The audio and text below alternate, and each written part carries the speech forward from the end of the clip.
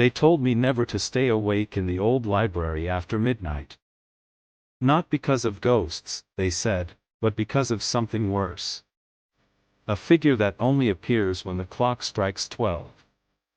The only rule: don't blink. Not once. I thought it was superstition. Just another urban legend whispered between students.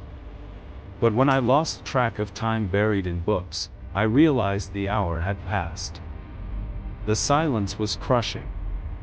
Not even the ticking of the old grandfather clock. Just stillness. Then, from between the shelves, I felt it, eyes watching. The grandfather clock in the corner loomed like a sentinel. Its pendulum no longer moved, yet the hands were frozen exactly at 12. I crept closer, heart racing. The glass reflected not just me, but something behind me, tall, thin, motionless. I spun, flashlight trembling. Nothing. Just rows of books swallowing the dark. When I looked back, the reflection was still there. And closer. I remembered the rule, the whisper of upperclassmen: don't blink. If you blink, it moves. If you close your eyes, it's already too late. My eyes stung, already dry from fear. I forced them wider, fighting the burning ache. Then a whisper echoed between the shelves: don't look away. I froze. That voice wasn't in my head. From the corner of my eye, I saw it.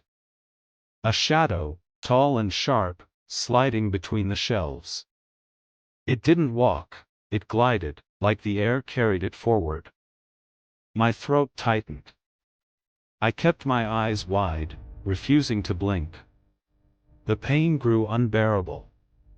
My vision blurred, but the figure froze each time I focused directly on it. It was a game. And I was losing. My eyes watered, every second dragging like an eternity. I couldn't keep them open much longer. The figure stood near the end of the aisle now.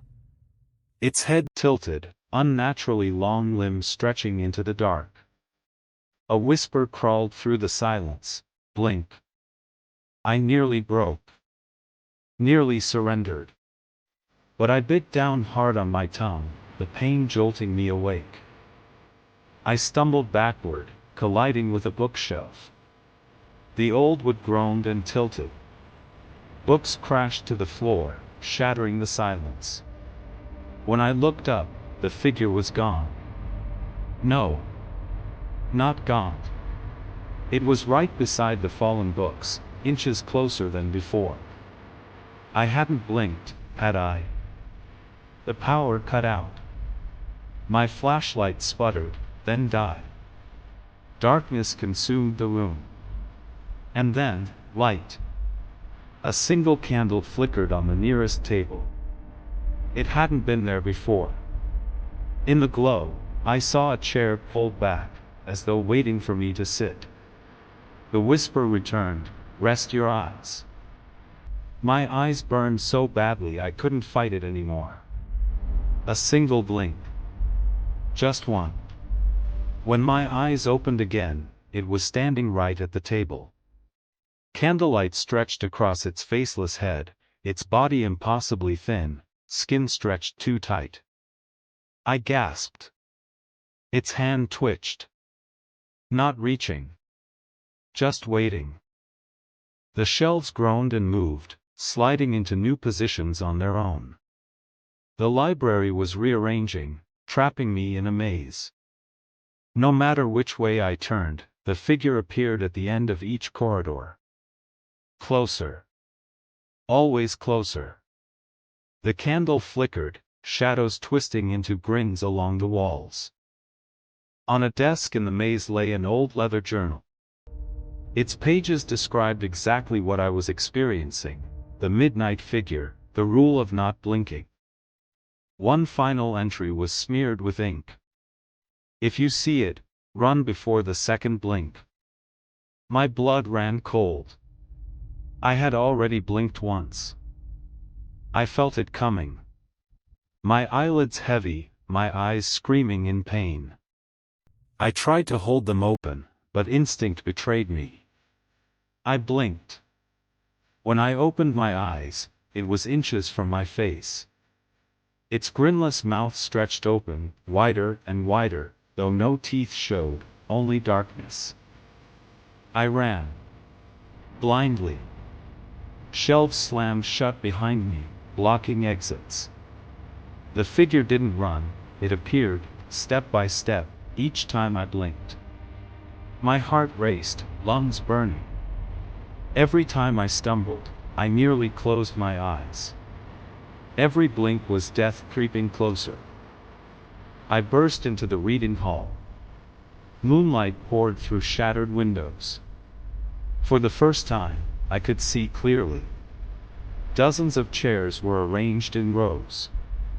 In every one sat a motionless figure. Each student wore the same expression, eyes wide open, forever frozen in fear. Not one had blinked.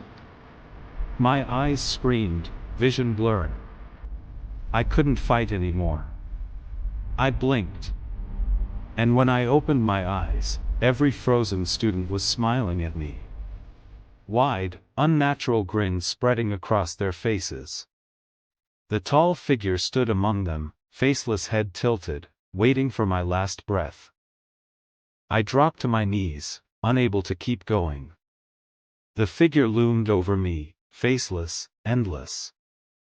The whisper came one final time, "You should never have blinked." Darkness consumed me. The last thing I saw was the clock. Its hands moved again. Past midnight.